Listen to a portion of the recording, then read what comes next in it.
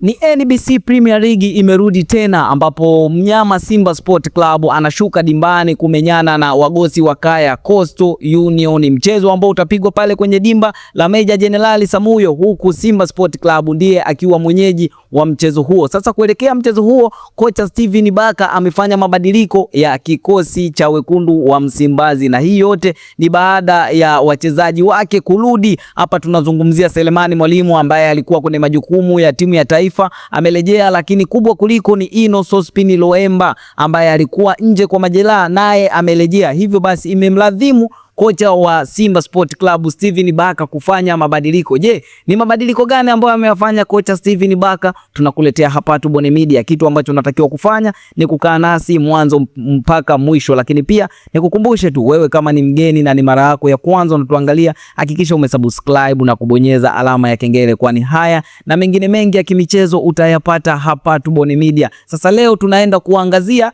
pande za wekundu wa Msimbazi, ambapo wanataraji kushuka dimbani kwenye mchezo wa NBC Premier League, na huu ni mchezo muhimu sana kwa Simba Sport Club kwa maana watakuwa nyumbani pale wakimkaribisha Coastal Union, wagosi wa kaya kutoka kule Tanga. Sasa nini kitatokea? Tunasubiri dakika 90, lakini hili ndilo jeshi la kocha Steven Baka kuwavaa Coastal Union, na jeshi hili ni kama ifuatavyo. Namba 1 ni Jibli Kasal ambaye atakaa kwenye milingoti mitatu ya wekundu wa Msimbazi, lakini namba 2 ni Show me the way Shomari Kapombe, na ndiye team captain wa Simba Sport Club, lakini namba 3 ni Dickson Kibabage. Tumeona uwezo wa Dickson Kibabage, ameonesha kwamba bwana mdogo anajua boli. Lakini namba 4 ni Toule, ingizo jipya la wekundu wa Msimbazi, lakini namba 5 anasimama mtu mzima Delac. Tunafahamu uwezo wa Delac unazidi kupanda kadri siku zinavyozidi kwenda, lakini namba 6